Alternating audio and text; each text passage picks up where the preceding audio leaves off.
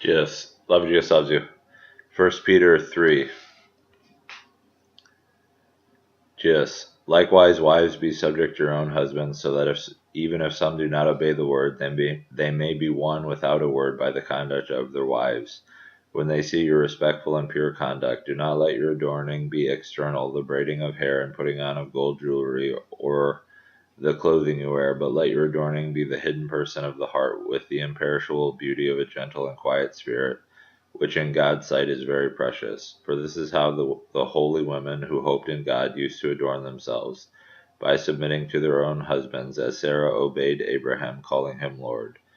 And you are her children if you do good and do not fear anything that is frightening.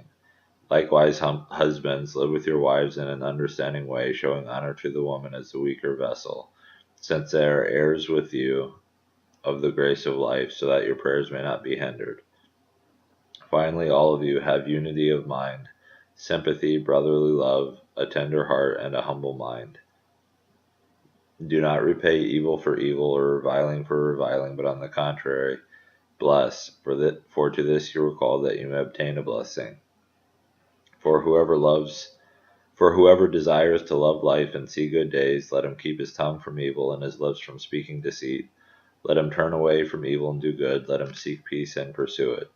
For the eyes of the Lord are on the righteous, and his ears are open to their prayer, but the face of the Lord is against those who do evil. Now who is there to harm you if you are zealous for what is good? But even if you should suffer for righteousness' sake, you will be blessed. Have no fear of them, nor be troubled, but in your hearts honor Christ the Lord as holy, always being prepared to make a defense to anyone who asks you for reason for the hope that is in you, yet do it with gentleness and respect, having a good conscience, so that if you are slandered, those who revile your good behavior in Christ may be put to shame. For it is better to suffer for doing good, if that should be God's will, than for doing evil. For Christ also suffered once for sins, the righteous for the unrighteous, that he might bring us to God, being put to death in the flesh, but made alive in the Spirit, in which he went and proclaimed to the spirits in prison, because they formerly did not obey, when God's patience waited in the days of Noah, while the ark was being prepared, in which a few, that is, 8 persons, were brought safely through water.